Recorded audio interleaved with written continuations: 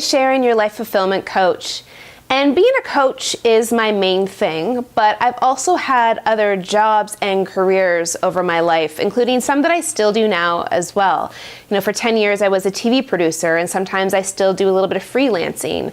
I'm also a fitness instructor. I teach 2 different types of fitness classes. I sometimes go to auditions and I do commercials for things. I've worked in a restaurant, I've worked as a receptionist, I used to work in retail. Growing up, my first job was working at Santa's Village in Muskoka, where I grew up. And lately, as I've been looking at my own life map, I've been asking myself, who am I really? Like, I do all of these different things. I don't know really who am I? What is it that I really do? And I started to realize that your job doesn't define you. It's how you choose to show up in what you do that defines who you are. I'm not Sharon, the TV producer. I'm not Sharon, the life coach. I'm not Sharon, the fitness instructor.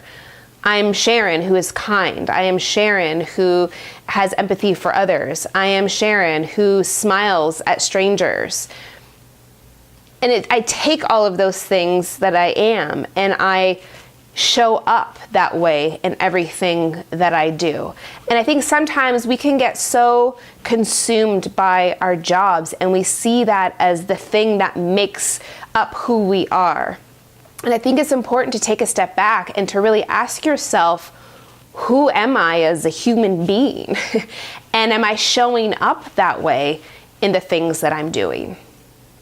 So just some things to think about this week. If you're feeling a little bit lost in what you're doing, or if you feel like you're attached to a job, you don't necessarily love the job, but you don't feel like you can leave because that's what you do, that's who you are, I encourage you to really start asking yourself, who you are as a human, not who you are as whatever it is that you do.